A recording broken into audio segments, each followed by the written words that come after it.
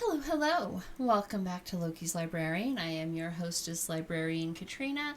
If you are new here, welcome. It's very good to see you. This is where I am reading through the enormous library of books you see partially on the walls behind me. The rest of them are over here off camera, with more downstairs, because I have a problem. But if you like books, anyways, I read through them, give you a synopsis, and then I tell you what I think about them. So if you like books, just aren't sure what to read next, hit that subscribe button, like and share my videos. Let me know what you think in the comments. Now, this week's book was a semi-random purchase from a local bookstore. I recognized the name of the author from an Amazon Prime series, Lore, and while I know Aaron Mahnke has a podcast by the same name, I don't usually listen to podcasts. I am a reader. Witness the books.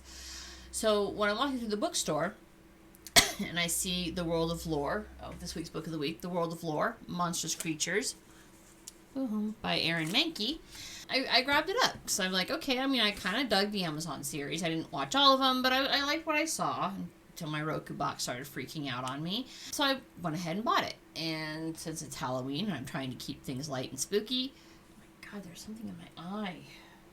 Like my eyeball or... There is something akin, and this is what I really loved about this, there is something really akin, really reminiscent of Scary Stories to Tell in the Dark, which if you were a reader when you were a kid, like I was, you read that series like over and over and over again because they were fantastic little like folk tales about scary things that happen.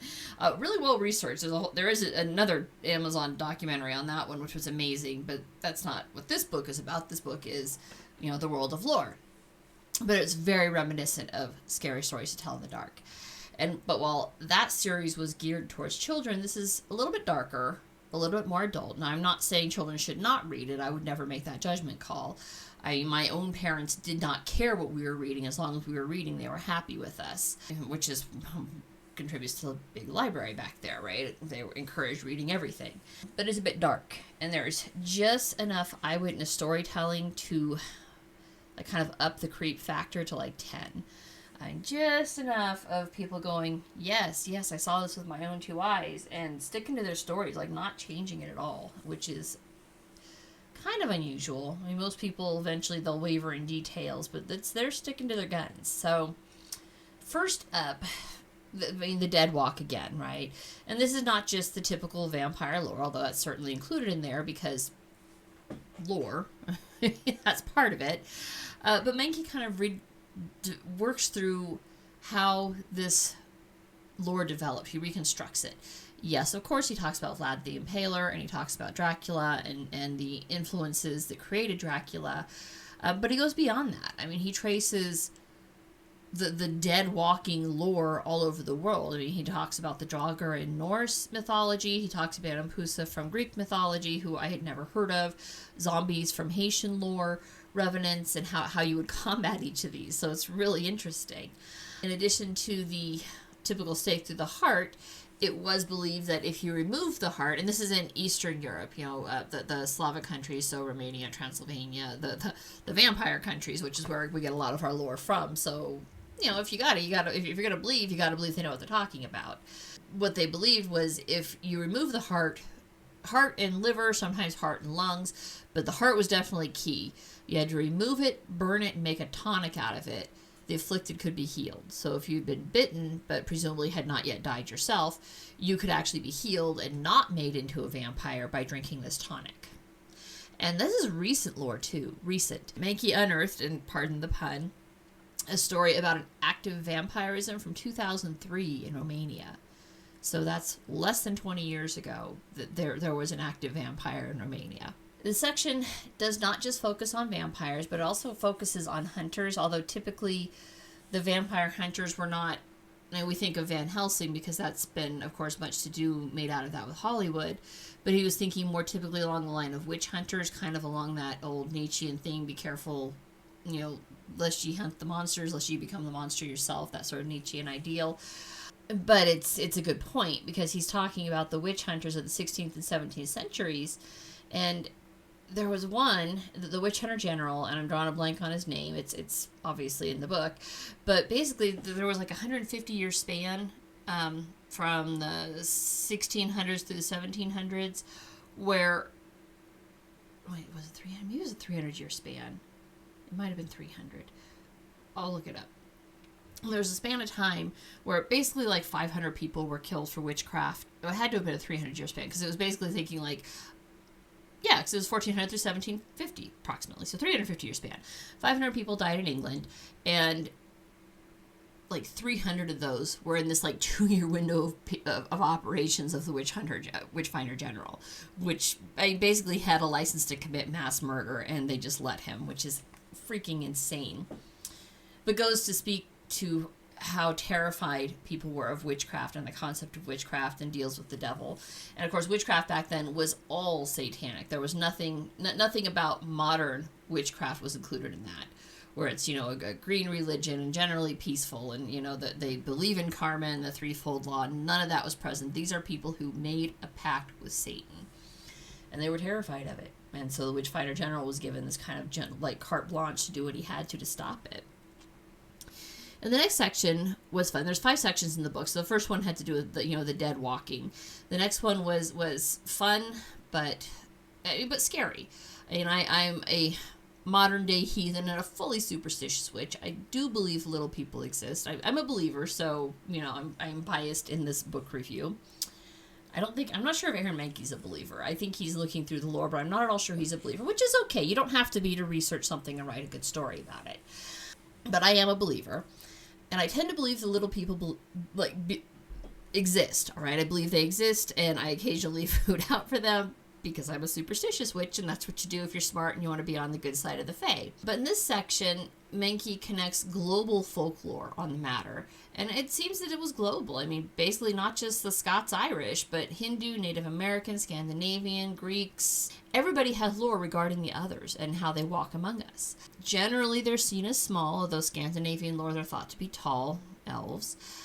And they can help or hinder a person depending on how respectful you are, which is why I leave food out for them, because I don't want them hindering me. I especially loved the introduction of gremlins. See, gremlins, this is a new concept. I mean, relatively new. They're only about 100 years old. They've existed for about as long as we've been flying. There's an entire section of the book that's dedicated to remembrances of World War I and World War II fighter pilots, and a fair number of them reported seeing these small creatures who were wreaking havoc with the airplanes while they were flying. And the stories are totally Twilight Zone. If you remember the movie, not just the series, but the actual movie they made in the 80s, where the guys, the passenger on the plane's freaking out because there's something on the wing of the plane that's messing with the plane, and he's having a total meltdown, and that was based on this lore. And I tend to think of them, because of where they appeared on airplanes while they were flying, not just, on the ground wreaking havoc before you took off, but actually in the air. I tend to think of them as air sprites who were none too pleased with man's advances towards the heavens, which makes sense, right? That's their territory, and suddenly we're intruding on it. There are unsolved mysteries about small bodies turned in for autopsy that just go missing. Bodies that kind of help tie together local legends and make them real. And Mankey often does claim that, of course, we know better in the 21st century, but do we really? I mean, what if the others have just gotten better at hiding? And it's that possibility that still makes the things that go bump in the night very frightening for modern humans. I mean, no matter how far technology advances, some primeval part of our brain understands that we are not always the apex predator. The next section had to do with natural monsters like werewolves, and those are the most common lore. I mean, lycanthropy specifically has to do with transforming into a wolf, but and there's, of course, from there, mankind ran with that and created, the werebear and just a whole host of animals you could morph into. I mean, apparently, tribal cultures from all over the world. I mean, tribal cultures everywhere, from Europe to Asia, South America, Africa, North America, obviously. Any place where there have been tribal peoples, understand at one point in time, we were all of us tribal. Everybody descended from tribes at one point. Christianity is only about 2,000 years old. Prior to that, we were tribal. The most commonly held spirit animal is the wolf. Who knew? Well, I had no idea the wolf was the most popular. I probably could have guessed if I'd really thought about it. But the wolf is the most popular because, they're all over, right?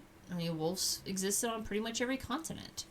And not surprisingly, that lore has rolled over to the 20th century, where several eyewitnesses, and he's specifically citing Elkhorn, Wisconsin, reported seeing a wolf-like creature walking on two legs along Bray Road. So you can Google the Beast of Bray Road and it'll pull it up. And he kind of breaks down, are the various legends of werewolves a curse? Are they a blessing, a gift from the gods, or a condemnation from God? And he breaks down how it was seen in each culture. And he kind of breaks away from lycanthropy to talk a bit about curses. And that's one of the key differences, I think, between European werewolves and Native American, where it's called the Wendigo. And the Wendigo is almost always a curse. In fact, I think that I read somewhere, although I don't think it was in this book, that you could technically volunteer for it by committing great acts of evil, or maybe that just opened the pathway and it's made you susceptible to it. But yeah, the Wendigo was different, and it was essentially a never-ending hunger that made you eat your family. Just creepy and weird. So it's crazy that we know more about the surface of Mars than we do about the waters that cover 70% of our own planet. That's crazy. But along with the fairly universal legend of mermaids, right, again, something else is totally universal, which means for it to have spread all over the world, and I suppose sailors could have spread the story. I was thinking it was organic, like each culture had their own, but maybe sailors spread it. Oh, it makes sense, they spread everything. But he talks about the Gloucester sea serpent, which I'd never heard of the Gloucester sea serpent before. But heathen here again, I read that and it made me wonder about Jormungandr, right? Norse world serpent. I think these legends came from somewhere, right? I don't know that man just made them up. I wonder if a Viking out somewhere saw this enormous sea serpent, and we tend to write it off as being, oh no, it was a whale. Well, what if it wasn't? What if it actually was a sea serpent? And 70% of the planet is still unexplored. It could be a sea serpent, and we'll find it later. Isn't that fascinating?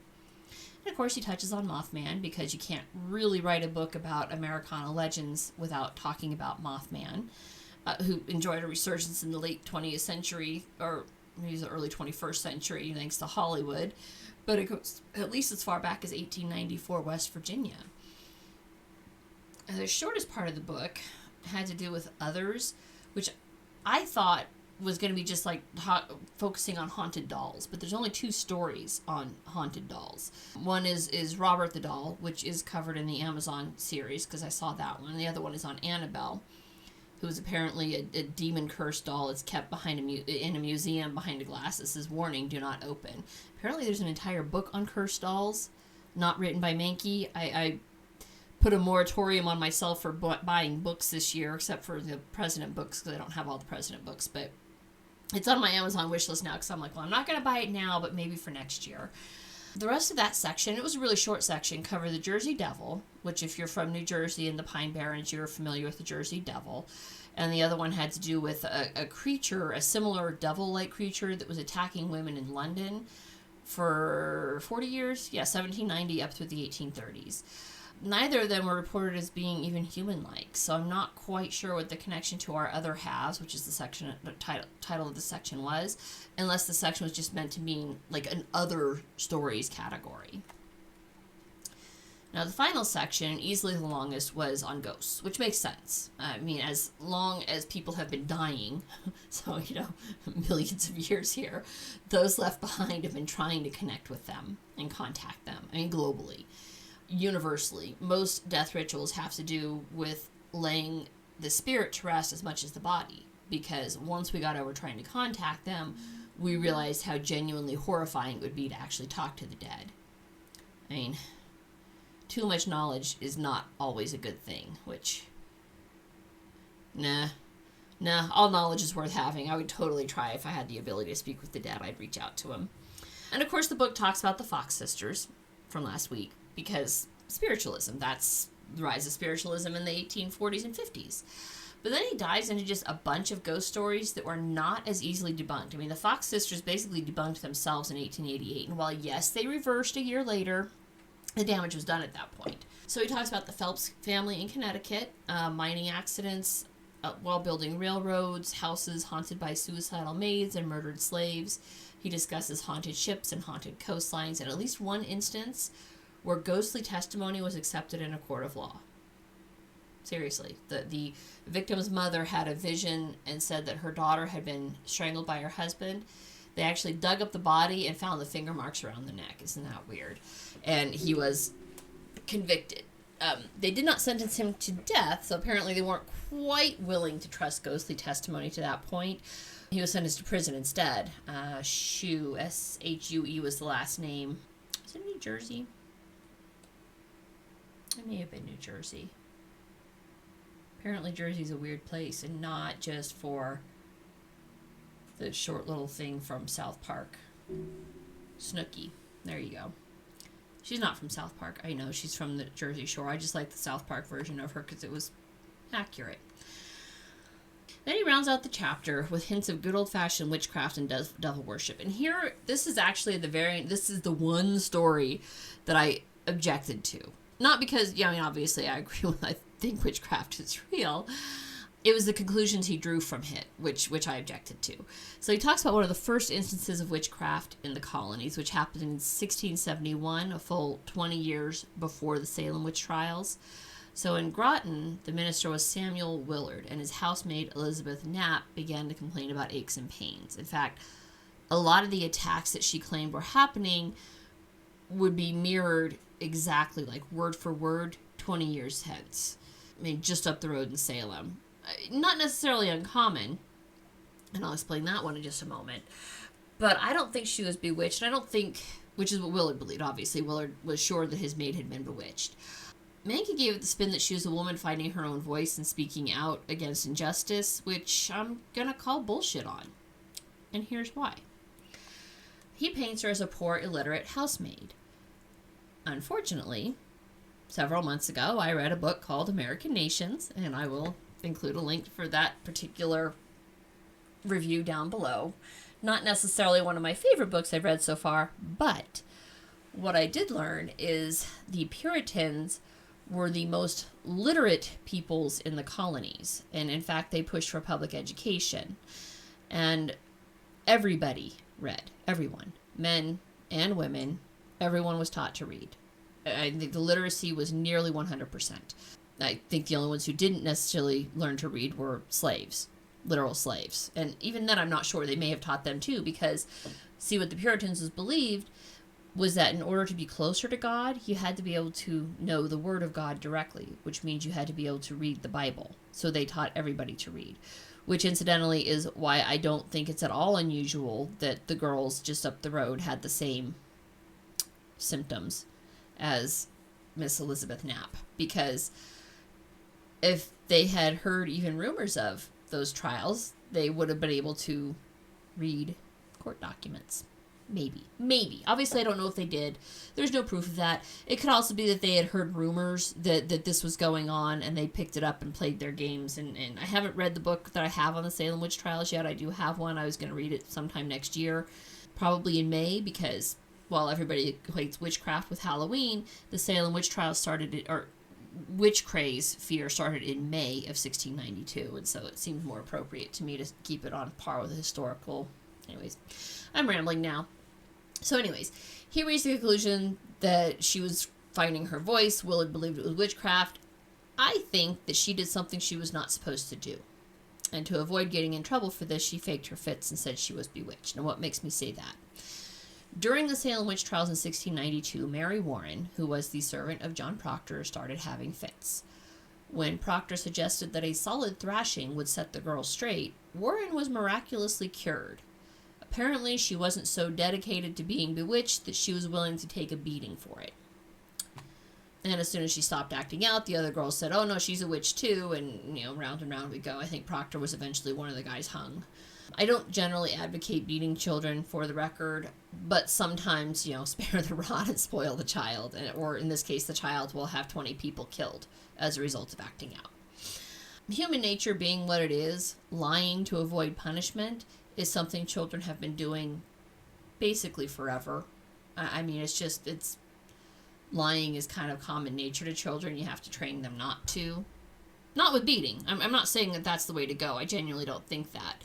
But I do think that there are, that talking to them, explaining to them why you know they lied, the dreaded disappointment. God, I'm so disappointed in you. That's like the worst punishment ever if you're in a good relationship with your parents, having your parents tell you that they're disappointed in you.